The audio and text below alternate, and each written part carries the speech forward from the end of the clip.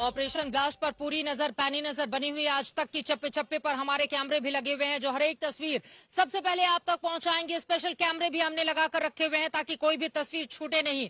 इन तस्वीरों के बहुत मायने भी हैं, बहुत बड़े सबक भी हैं और बहुत सारे सवाल भी हैं। सवाल उनके ऊपर जिनके गठजोड़ के बाद इस तरह की इमारतें तैयार होती हैं और फिर जमींदोज होती हैं, लेकिन उसके बाद क्या ये प्रक्रिया रुक जाएगी? क्या दोबारा इस तरह से बिल्डर और अथॉरिटी के गठजोड़ से इस तरह की इमारतें तैयार नहीं होंगी? क्या इसी के साथ ये माना जाए कि जिस तरह की प्रक्रिया को अपनाया जाता है, भ्रष्टाचार की जड़ें जो लगातार मजबूत होती हुई चली गई हैं बिल्डर्स के मामले में, क्या वो अब खोखली होना शुरू हो जाएंगी?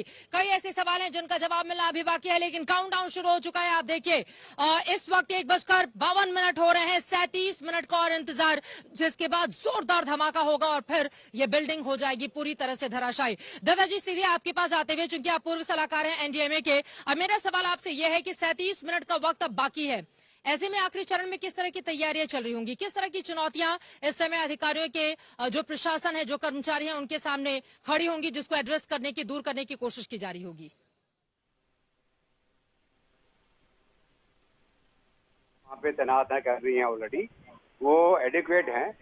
सिर्फ परेशानी क्या हुई है कि जितने लोग जिनके आसपास के मकान थे, जिनको मकान छोड़ के सेफ्टी के लिए बाहर रहने के लिए बोला गया, अमूमन क्या होता है कि जो डिजास्टर मैनेजमेंट के अंदर अगर हम किसी भी एरिया को इवैक्यूएट करते हैं किसी खतरे को मद्देनजर रखते हुए, चाहे वो कोई गैस का रिसाव हो या कोई और कारण हो, तो प्रशासन ही रिलीफ कैंप या ऐसी जगह का प्रबंध करता कि जहां उन लोगों को ले जाके उनको खाने पीने बैठने का प्रबंध किया जाए। इस हालत में क्या है कि जितने भी आसपास के लोग हैं वो अपने आप ही जो अपने जान पहचान के लोग वाले हैं या बगल वाली जो सोसाइटीज हैं उधर ही एडजस्ट हो रहे हैं। तो ये एक चीज मेरे को जो देखने में नजर आई यहाँ पे। दूसरा क्या है कि जब ये बिल्डिंग को इग्नाइट किया जाएगा, जिसको इनिशिएट किया जाएगा डेमोलिशन, वो उम्मीद है कि जो भी हमारे चार्जेस लगाए गए हैं कोई भी चार्ज मिस फायर ना करे, क्योंकि सबसे बड़ा खतरा क्या होता है कि जब चार्ज बड़ी तादाद में लगाए जाते हैं, अगर कोई क्रिटिकल चार्ज मिस फायर कर जाए तो उसके अंदर कैलकुलेशन के अंदर अंतर आ जाता है और जो जिस प्रकार से डेमोलिशन होना है उसके अंदर कोई गलती हो सकती है। तो मुझे उम्मीद है कि जो भी एजेंसीज वहाँ इन्वॉल्व है उन्होंने सब यकीन कर लिया होगा। सारे डेटोनेटर्स हैं, जो ब्लास्टिंग कोड्स होती हैं, उनको मुआयना कर लिया गया होगा, उनको चेक कर लिया होगा कि सारे सर्विसेबल हैं। तो ये क्रिटिकल होता है कि इम्प्लोजन के टाइम।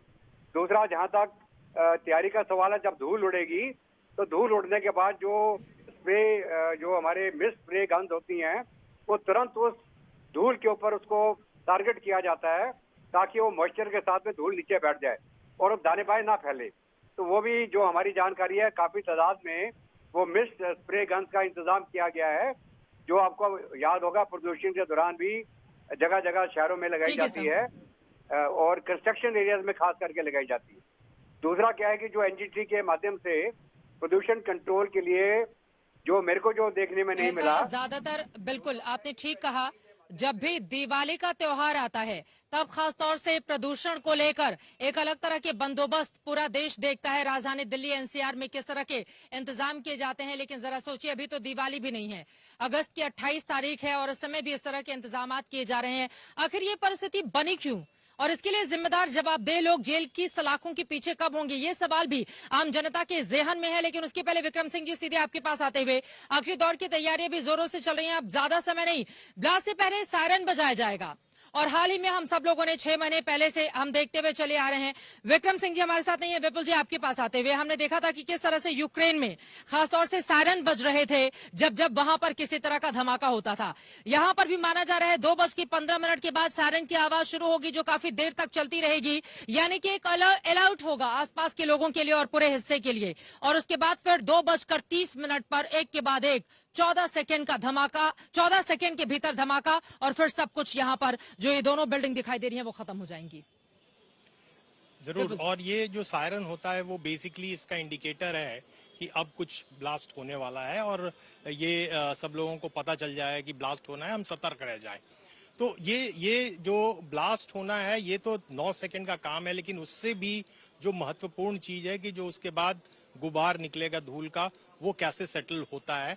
दूसरा, कि उसको जो 3 महीने में हमें वेस्ट को डिस्पोज ऑफ करना है, जो अभी सरकार क्लेम कर रही है कि 3 महीने में हो जाएगा, ये बड़ा महत्वपूर्ण है। क्योंकि अभी जो सितंबर और अक्टूबर का महीना है दिल्ली में जो शुरू हो रहा है या दिल्ली एनसीआर में शुरू हो रहा है, वो बहुत ही खतरनाक है। पिछले 4-5 वर्षों में हमने जो देखा है कि दिल्ली और एनसीआर का इलाका जो है वो हॉट ओवन बन जाता है और चारों तरफ क्लाउडी होता है, जो डस्ट है या कोई भी धुआं है वो कहीं बाहर नहीं जा पाता है। ये बहुत महत्वपूर्ण है तो क्योंकि अभी ये जो की क्या डस्ट स्थिति है? निकलेगी, अभी भी ऐसा लग रहा है कि हम मतलब तपती हुई गर्मी में जिस तरह से बैठे हुए हैं यहाँ पर, अभी भी तो वैसी ही स्थिति है।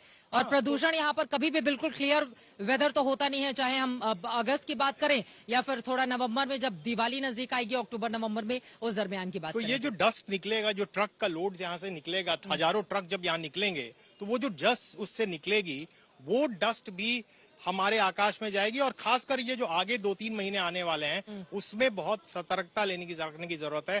हमें प्रॉपर प्रोटोकॉल फॉलो करने की जरूरत है ताकि ट्रक को ढक के ले जाया जाए। और इसको बहुत ध्यान से नोएडा अथॉरिटी को इस पर ध्यान देना पड़ेगा कि हम सारे प्रोटोकॉल को फॉलो कर रहे हैं वेस्ट डिस्पोजल के।